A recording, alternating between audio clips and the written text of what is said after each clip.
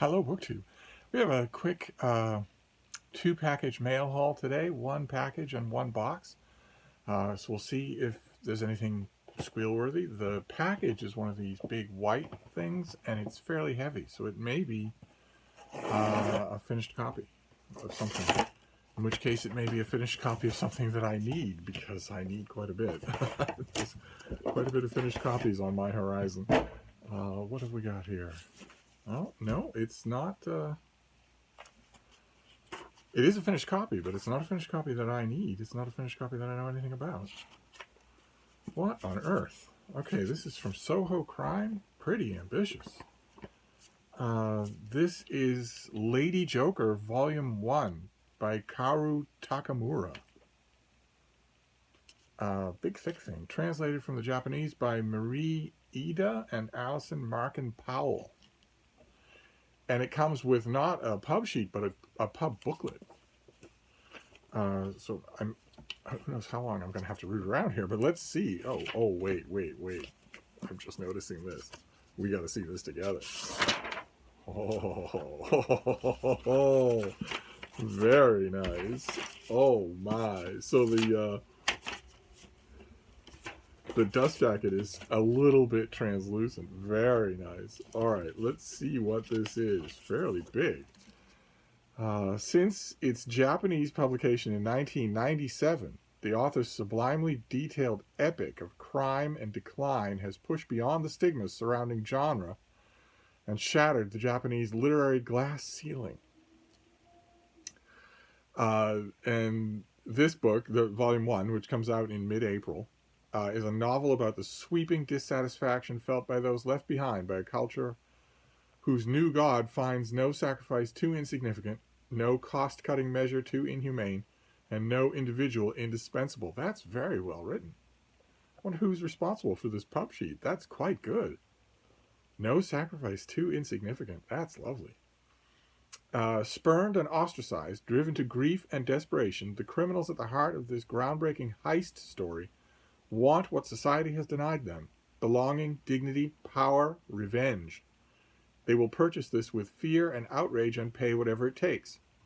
Lady Joker centers on a kidnapping, inspired by the true crime Glico Morinaga case, the monster with 21 faces, whose kidnappings and food chain sabotage terrorized Japan for 18 months. But the novel also offers a sweeping portrait of boardrooms, newsrooms, cop shops, bars, private clubs, a kaleidoscopic accounting of Japanese cultural norms and taboos over 4 decades. Good Lord.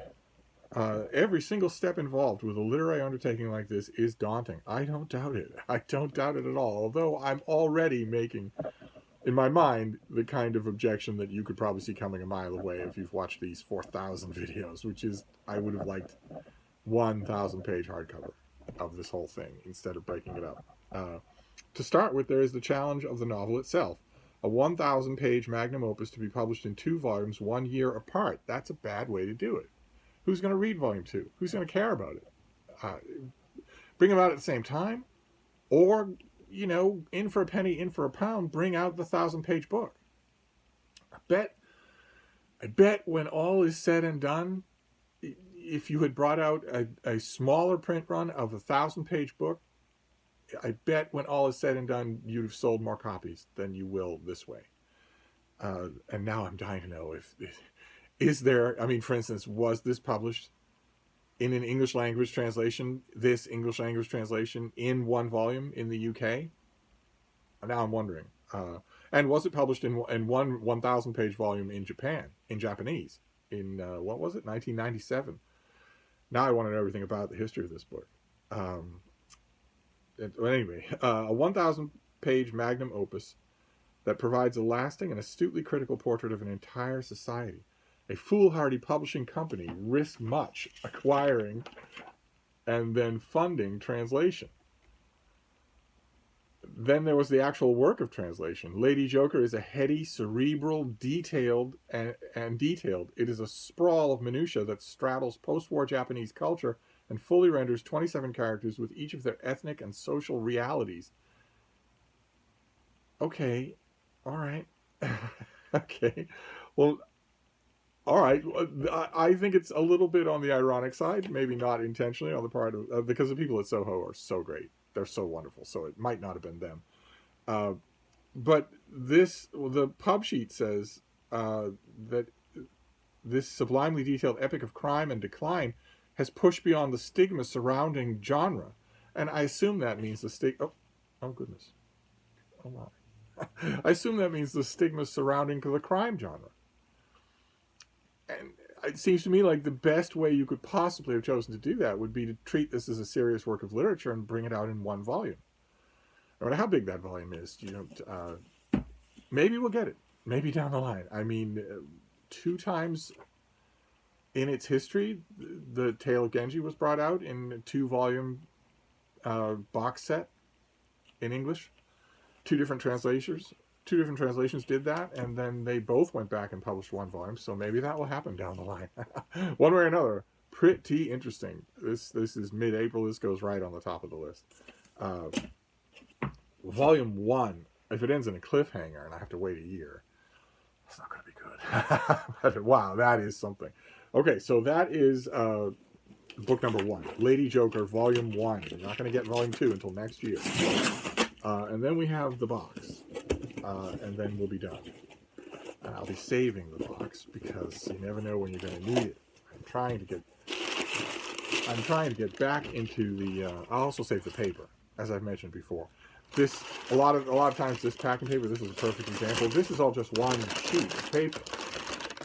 It's folded up, but it's not crumpled and it's not torn. It's one sheet of paper, and the sheet of paper has perforated folds.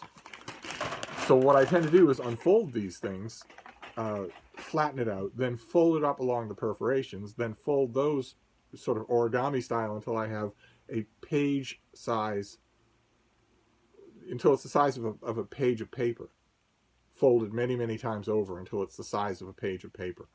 And then I take that size of a page of paper. That thing will probably give me 30 pages. I take that folded pile of paper and put it underneath a massively heavy book or 2 or 3 and just let it sit there for 2 or 3 days. And when I'm done with that, when I remove those books, I've got a perfectly usable paper that was just, anyway. you don't need that. Let's see what we have. What's in this box? We have an invoice. I saved those as well. Yes, just a little pack rat here. I save the invoices if they're blank on one side because I sketch every night, and it's just paper. I mean, it's a blank piece of paper on the other side. I don't usually keep the sketches. They're usually just for the fun and the release and the practice of doing, a horse's head or the lips of a cow or something like that.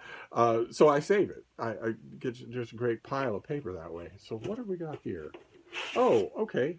All right. Don't know why this is in a box, but we've seen this already. This is the finished copy. This comes out in April. I believe this is another April release.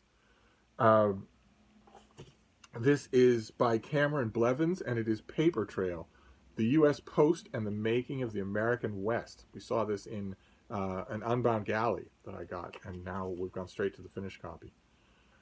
There were 5 times as many post offices in the United States in 1899 as there are McDonald's restaurants today. Good cover copy in both these cases. That's just great. During an era of supposedly limited federal government, the United States operated the most expansive national postal system in the world.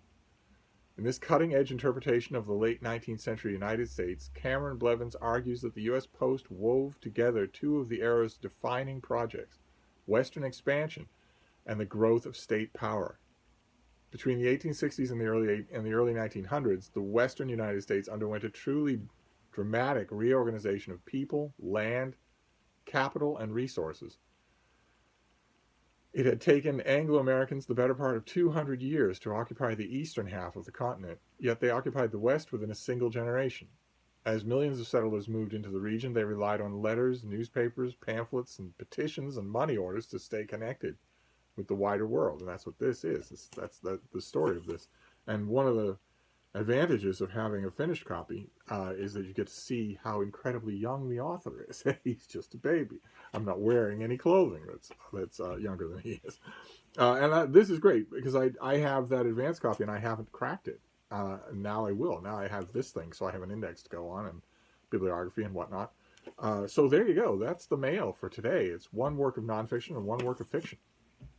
One on the growth of the American postal system in the supposedly Wild West, and Lady Joker Volume 1, which makes me immediately curious about its provenance. I want to know all about it. I want to know if there's a one-volume English translation anywhere in the world. I want to know what the original Japanese version, did it come out in multiple volumes? Multiple little volumes? Did anybody bring it out in one big volume? It's been 1997. That's been some time. And I want to know all of the critical reactions that it got in Japan, in the Japanese language critical journals, literary journals. I follow them. I know their beat here in the United States, but I don't know anything about them in Japan. I want to know, what did people think of this book? I'll have to check and see. This is a case where I really wish I could read Japanese or understand it when it's spoken, since I'm sure that the author has a million interviews on YouTube. But I'll take whatever I can get. I will start beating the bushes right away and find out what I can about this book. There, I think both April releases.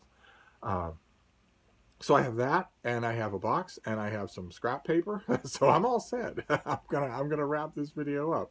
But I'll be back. Thank you, BookTube.